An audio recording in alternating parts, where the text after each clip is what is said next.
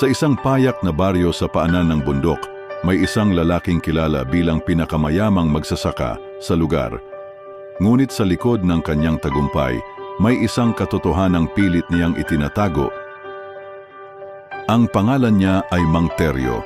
May edad na 58 pero matikas pa rin ang tindig. Sa baryo ng San Vicente, siya ang may pinakamaraming lupa. Mula Palayan, Maisan hanggang Bakuran. Araw-araw ay abala siya sa pagbilang ng ani, pero hindi na siya lumalabas para tumulong magbungkal. May mga tauhan siyang gumagawa ng lahat para sa kanya. Kung gusto mong yumaman, dapat lahat ng lupa sa paligid mo mapasayo, palagi niyang sinasabi.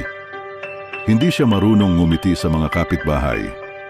Hindi siya nagbibigay ng palimos.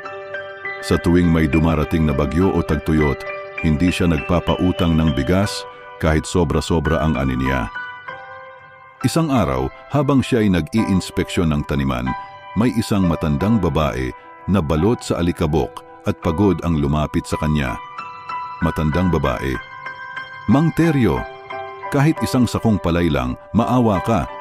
Gutom na ang mga apo ko. Isang linggo na kaming lugi sa taniman." Mang Teryo, nakaakbay sa sako ng bigas, "Hindi ako charity. Magtrabaho kayo. Hindi ko kasalanan kung tamad kayo." Pagkaraan, tinalikuran niya ang matanda at iniwan itong umiiyak sa harap ng kanyang bodega. Lumipas ang mga buwan. Pinangarap ni Mang Teryo ang huling lupang hindi pa niya pagmamay-ari, ang lumang palayan sa gilid ng ilog. Pag-aari ito ng isang mahirap na pamilya na 3 henerasyon nang nakatira roon. Nagpunta siya roon at inalok ng pera ang pamilya.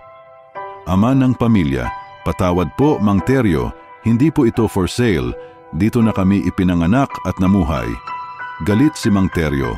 Gabi-gabi ay hindi siya makatulog. Naiisip niya ang palayan.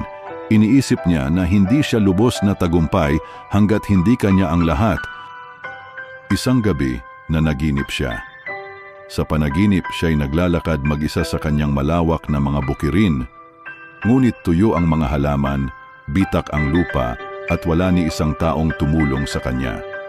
Sa gitna ng panaginip, muling lumitaw ang matandang babae, ngunit ngayong may kakaibang liwanag sa mata. Matanda, "Ang taong sakim sa lupa ay lulubog din sa lupa. Alalahanin mo, Mang Teryo, hindi mo madadala ang ani mo sa hukay." Pagkabigkas nito, biglang bumuka ang lupa at nilamon si Mang Teryo. Pagkagising niya, basang-basa siya ng pawis at natatakot. Kinabukasan, dumating ang isang malakas na bagyo na hindi inaasahan. Bumaha, nalusaw ang mga pilapil at nawasak ang kanyang mga taniman. Ang kanyang bodega ay tinangay ng tubig. Wala ring gustong tumulong sa kanya dahil sa pagkamalupit niya noon.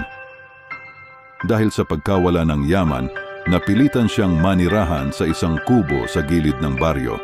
Doon niya nakita muli ang matandang babae, masaya, nakangiti, kasamang kumakain ng lugaw ang ilang kabataang kapitbahay. Matanda, ang tunay na mayaman ay yung marunong magbigay kahit kaunti lang ang meron. Napayuko si Mang Teryo. Sa unang pagkakataon, nakaramdam siya ng kaba, hiya at gising. Sa mga sumunod na taon, si Mang Teryo ay naging ibang tao. Natuto siyang magbahagi. Hindi na niya pinangarap na angkinin ang lahat ng lupa. Natuto siyang magbigay ng binhi, pagkain at oras. At sa huli, naging mas masagana pa ang pamumuhay niya. Hindi dahil sa dami ng ari-arian, kundi sa dami ng taong minahal siya. Aral ng kwento. Ang kasakiman ay nagdadala ng pagkawasak, ngunit ang pagbabahagi ay nagbibigay ng tunay na kayamanan.